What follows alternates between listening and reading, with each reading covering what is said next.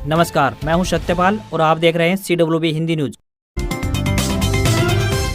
शक संवत 1947 विक्रम संवत 2082 आज भाद्रपद मास के कृष्ण पक्ष की षष्ठी तिथि और दिन गुरुवार है। तदनुसार अंग्रेजी तारीख 14 अगस्त सन 2025। सबसे पहले आज की सुर्खियां। राहुल गांधी पर सीएम सैनी का पलटवार, बोले कांग्रेस 10 ऐसी सीटें जीती जहां 100 से 1000 वोटों का अंतर। BSNL यूजर्स के लिए शानदार ऑफर, 30 सितंबर तक रिचार्ज करवाने पर मिलेगा बम्पर डिस्काउंट। 1 सितंबर से सिल्वर ज्वेलरी की हॉलमार्किंग लागू होगी, इससे नकली चांदी बेचने पर लगाम लग सकेगी। भाजपा की तरह कांग्रेस का हरियाणा में जातीय दांव, नए नामों में दिखा हुड्डा गुट का दबदबा। अब केवल इन्हीं किसानों को मिलेगा पीएम किसान योजना का लाभ, जल्दी से करें आवेदन, जानिए पूरी अपडेट। सरकारी नौकरी अपडेट, इंडियन नेवी में 1266 पदों पर भर्ती के लिए आवेदन हुए शुरू।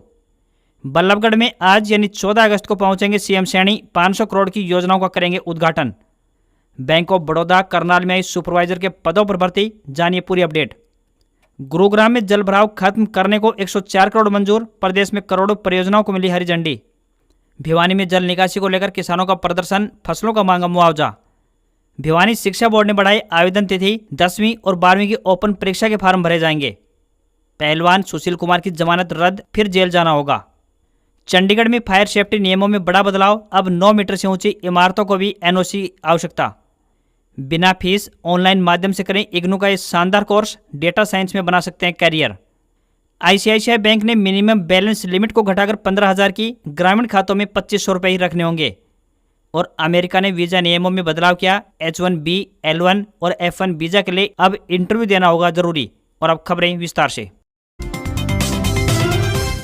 चौधरी चरण सिंह हरियाणा कृषि विश्वविद्यालय के कृषि मौसम विज्ञान विभाग के अध्यक्ष डॉक्टर मदन लाल ने ताजा मौसम पूर्वानुमान जारी करते हुए बताया कि मानसून टर्फ की उत्तरी पश्चिमी सीमा इस समय भटिंडा, पटियाला, देहरादून, उत्तर पूर्व अरुणाचल प्रदेश के साथ लगती हिमालय की तलहटियों के आसपास स्थित है। इसके थोड़ा नीचे की तरफ खिसकने से मानसून की गतिविधियों में हल्की बढ़ोतरी देखने को मिल सकती है। इसके कारण हरियाणा में आज यानी 14 अगस्त से मानसून टर्फ का दूसरा सिरा उत्तर पूर्वी हिस्से में नीचे बंगाल की खाड़ी की तरफ आने के आसार हैं, जिससे कि नमी वाली हवाएं आएंगी। 14 से 16 अगस्त के दौरान प्रदेश के ज्यादातर इलाकों में हवाओं और गरज चमक के साथ हल्की से मध्यम बरसात की संभावना है। इससे वातावरण में नमी बढ़ेगी और दिन के तापमान में हल्की गिरावट दर्ज की जा सकती है। वहीं 14 अगस्त को यानी आज अंबाला, पंचकुला, यमुनानगर, कुरुक्षेत्र और करनाल में बारिश का येलो अलर्ट जारी किया गया है, जबकि बाकी जिलों में मौसम साफ रहने की संभावना है। जन्माष्टमी यानी 16 अगस्त के बाद बारिश की गतिविधियां कम हो जाएंगी।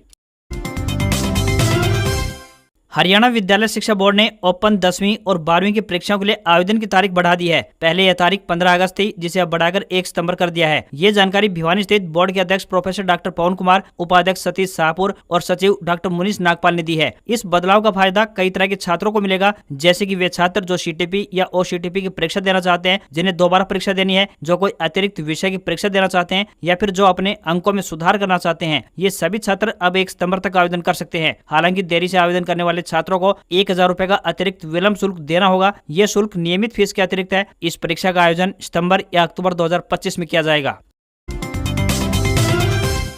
हरियाणा से जुड़े किसानों के लिए एक बड़ी अपडेट सामने आ रही है। जैसा कि आपको पता है कि सरकार की तरफ से किसानों के लिए कई प्रकार की योजनाएं समय समय पर चलाई जा रही हैं। अब पीएम किसान सम्मान निधि योजना से जुड़ी हुई लेटेस्ट अपडेट सामने आ रही है। इसके अनुसार राज्य में किसानों को अब किसान ID होने पर ही योजनाओं को लाभ मिलेगा। सरकार पीएम किसान योजना के लाभार्थियों के लिए किसान ID अनिवार्य करने को लेकर विचार विमर्श कर रही है। इसका मुख्य उद्देश्य योजना में और भी अधिक पारदर्शिता लाना है, जिससे कि योजना में हो रही फर्जीवाड़े पर रोक लगाई जा सके। अगर आप भी किसान हैं और ये ID बनवाना चाहते हैं तो आपको अपने नजदीकी कृषि कार्यालय या फिर CSC सेंटर पर जाकर ये रजिस्ट्रेशन करवाना होगा। इसके लिए आपको आधार कार्ड, जमीन के डॉक्यूमेंट, बैंक डिटेल आदि जरूरी दस्तावेजों की आवश्यकता होगी। और किसान सेल्फ रजिस्ट्रेशन के लिए आप स्वयं भी आसानी से ऑनलाइन माध्यम से यह आवेदन कर सकते हैं। मंगलवार शाम हरियाणा में कांग्रेस हाईकमान ने लंबे समय से लंबित जिला अध्यक्षों के नाम की घोषणा कर दी है। इसमें कुल मिलाकर 32 नाम शामिल किए गए हैं। 11 साल बाद हरियाणा में पार्टी ने अपने जिला अध्यक्ष नियुक्त किए हैं। जारी लिस्ट में पूर्व मुख्यमंत्री भूपेंद्र सिंह हुड्डा गुट का दबदबा साफ नजर आ रहा है, जिसमें उनके समर्थित 19 नेताओं को जिला अध्यक्ष बनाया गया है। जबकि शैलजा खेमे की बात करें तो उसके 11 नेताओं को यह जिम्मेदारी सौंपी गई है। पार्टी आलाकमान ने ज्यादातर उन कार्यकर्ताओं को जिम्मेदारी दी है जो लंबे समय से संगठन में सक्रिय हैं। खास बात यह है कि जिला अध्यक्ष पद की कमान कई नई चेहरों को सौंपी गई है। साल 2024 विधानसभा चुनाव में किस्मत आजमा चुके 3 नेताओं को भी जिला अध्यक्ष बनाया गया है। इनमें अंबाला कैंट के प्रधान परविंदर परी, भिवानी रूरल के प्रधान अनिरुद्ध चौधरी और गुरुग्राम रूरल के अध्यक्ष वर्धन यादव शामिल हैं। भिवानी में संयुक्त किसान मोर्चा ने जल भराव की समस्या और केंद्र सरकार द्वारा उठाए गए जन विरोधी कदमों के विरोध में बुधवार को डीसी कार्यालय के सामने प्रदर्शन किया। डीसी के माध्यम से मुख्यमंत्री और राष्ट्रपति के नाम अलग अलग ज्ञापन सौंपा गया। किसानों ने ये ज्ञापन समाज कल्याण अधिकारी देवेंद्र सिंह को सौंपे। किसानों ने कहा कि बवानीखेड़ा, तोशाम और भिवानी तहसील के 2 दर्जन से अधिक गाँव में भयंकर जल भराव है। समय रहते जिला प्रशासन ने ड्रेनों की क्षमता नहीं बढ़ाई, किनारे मजबूत नहीं करवाए, जिसके परिणाम स्वरूप आज जल भराव ने खरीफ फसल बर्बाद कर ही दी है। साथ ही अब रबी फसल भी नहीं हो पाएगी। उन्होंने कहा कि प्रशासन और सरकार को जल भराव की निकासी, फसल क्षतिपूर्ति पोर्टल खोलने, जल भराव क्षेत्र की विशेष गिरदावरी करवाकर प्रभावित किसानों को 1 लाख रुपए प्रति एकड़ मुआवजा दिलवाएं। बर्बाद मकानों और दिहाड़ी करने से मजदूरों को भी वाजिब हर्जाना मिले एवं जल भराव पीड़ित गाँव में 600 रुपए प्रतिदिन दिहाड़ी देकर 200 दिन का मनरेगा का काम भी लगवाएं। बढ़ाई गई बिजली दरें और खाद्य तेल कीमतों को भी वापस लिया जाए। किसानों का 350 करोड़ बीमा फ्रॉड का पैसा वापस दिया जाए। किसानों को खाद उपलब्ध करवाई जाए। किसानों ने राष्ट्रपति को ज्ञापन भिजवाकर मांग की कि बहुराष्ट्रीय कंपनियों और कॉर्पोरेट कंपनियों की लूट पर अंकुश लगाया जाए। बिजली निजीकरण और स्मार्ट मीटर योजना रद्द हो। किसानों के लिए C2+ 50% न्यूनतम समर्थन मूल्य की संवैधानिक गारंटी लागू हो। किसान मजदूर कर्ज मुक्त हो। नया मंडी कानून प्रारूप 2024 रद्द होना चाहिए। साथ ही शिक्षा, स्वास्थ्य व मनरेगा पर बजट बढ़ाया जाना चाहिए। मजदूरों के 4 कोड रद्द होकर पुराने कानून बहाल होने चाहिए। साथ ही सार्वजनिक क्षेत्र का निजीकरण बंद होना चाहिए और खाली पद भरे जाएं।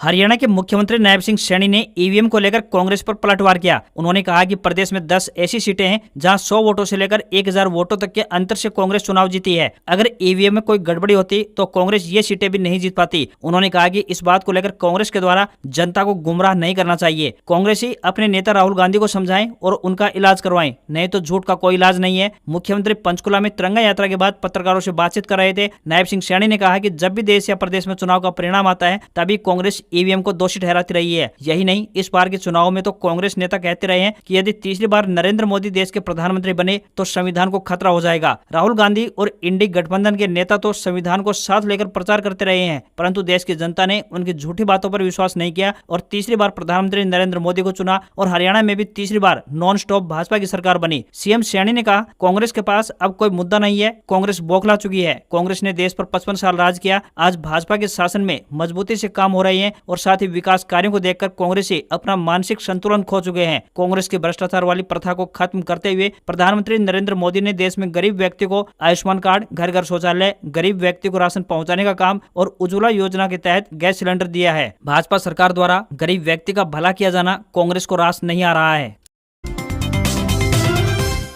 राजधानी दिल्ली और राष्ट्रीय राजधानी क्षेत्र में 10 साल से अधिक पुराने डीजल वाहनों और 15 साल से ज्यादा पुराने पेट्रोल वाहनों के मालिकों को बड़ी राहत प्रदान की गई है। मंगलवार को सुप्रीम कोर्ट ने अधिकारियों को आदेश दिया कि ऐसे वाहन चालकों के खिलाफ अगले आदेशों तक कोई दंडात्मक कार्रवाई न की जाए। यह निर्देश उस याचिका पर विचार के दौरान लिया गया जिसमें शीर्ष अदालत से 29 अक्टूबर 2018 के अपने उस फैसले को वापस लेने की मांग की गई थी, जिसमें राष्ट्रीय हरित अधिकरण के आदेश को बरकरार रखा गया था। एनजीटी के आदेश के अनुसार एनसीआर में 10 वर्ष से ज्यादा पुराने डीजल वाहनों और 15 साल से ज्यादा पुराने पेट्रोल वाहनों पर प्रतिबंध लगाया गया था। एनजीटी ने यह भी निर्देश दिया था कि 15 साल से पुराने सभी डीजल या पेट्रोल वाहनों को सड़कों पर बैन किया जाए और उल्लंघन की स्थिति में मोटर वाहन अधिनियम के तहत उन्हें जब्त किया जाए। सरकार द्वारा इस पूर्ण प्रतिबंध को चुनौती देते हुए मामला सुप्रीम कोर्ट पहुंचा था, जहां शीर्ष अदालत ने फिलहाल इस आदेश पर रोक लगा दी है।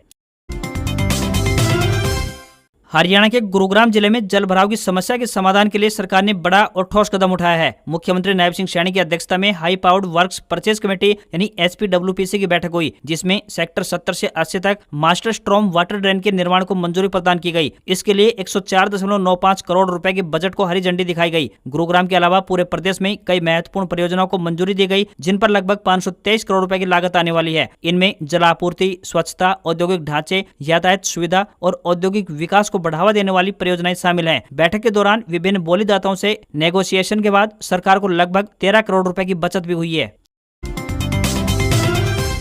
नगर निगम ने चंडीगढ़ में अग्नि सुरक्षा नियमों में बड़ा बदलाव करने की तैयारी शुरू कर दी है। इसके लिए जल्द ही एक नए कानून को अपनाया जाएगा। 9 मीटर से ऊंचाई वाली इमारत के लिए भी फायर सेफ्टी सर्टिफिकेट लेना अब अनिवार्य किया जाएगा। जल्द ही इसे जुड़ा प्रस्ताव सामने लाया जा सकता है। हम आपकी जानकारी के लिए बता दें कि अभी तक 15 मीटर से कम ऊंचाई वाली इमारत को छूट दी जाती थी, परंतु अब इस बड़े नियम में बदलाव देखने को मिल सकता है। मौजूदा समय में चंडीगढ़ में दिल्ली फायर परिवहन और फायर सेफ्टी एक्ट 1986 लागू है। नए प्रावधानों के तहत न केवल ऊंची इमारत बल्कि होटल, बिजनेस सेंटर और औद्योगिक इकाइयों, गोदाम स्थल और 200 वर्ग से अधिक फ्लोर एरिया वाले मिक्स्ड यूज्ड बिल्डिंग को भी एनओसी लेने की आवश्यकता होगी। 16.5 मीटर तक ऊंची आवासीय इमारत को छूट मिलेगी। प्रस्तावित कानून के तहत पहली बार फायर ऑफिसर को ऐसा अधिकार दिया जाएगा जिसके तहत अग्निशमन कार्य में बाधा डालने या फिर खतरा पैदा करने वाले सामान को वह आसानी से जब्त कर सकेगा। अगर नियमों का उल्लंघन किया जाता है तो 3 महीने तक की कैद और 10,000 रुपए तक का जुर्माना या फिर दोनों का प्रावधान भी किया जा सकता है। कुछ नियमों में उल्लंघन करने पर जुर्माना 50,000 रुपए तक का भी हो सकता है। हरियाणा के राजकीय विद्यालयों के छात्रों के लिए बड़ी राहत की खबर है। अब प्रदेश के सरकारी स्कूलों में पढ़ने वाले बच्चों को मुफ्त बस सेवा का लाभ मिलेगा। खासकर वे विद्यार्थी जो अब तक दूर दराज के इलाकों से पैदल चलकर स्कूल पहुंचते थे, इस सुविधा से उनकी समस्याएं कम हो जाएंगी। प्रदेश सरकार ने ऐसे विद्यार्थियों के लिए निःशुल्क बस सेवा की शुरुआत कर दी है, जिससे कि वे आसानी से स्कूल पहुंच सकेंगे और पढ़ाई पर अपना ध्यान लगा सकेंगे। ये बसें सुबह बच्चों को स्कूल में पहुंचाने का काम करती हैं और जब स्कूल की छुट्टी हो जाती है तो वापस बच्चों को उनके घर तक पहुंचा दिया जाता है। बल्लभगढ़ खंड शिक्षा अधिकारी महेंद्र सिंह ने बताया कि फिलहाल यह सेवा कुछ चुनिंदा स्कूलों में शुरू कर दी गई है, लेकिन जल्द ही इस सुविधा को बाकी के स्कूलों के विद्यार्थियों के लिए भी उपलब्ध करवा दिया जाएगा। इस योजना से अब विद्यार्थियों को लंबी पैदल यात्रा नहीं करनी पड़ेगी और वे पूरी तरह से अपनी पढ़ाई पर ध्यान लगा सकेंगे।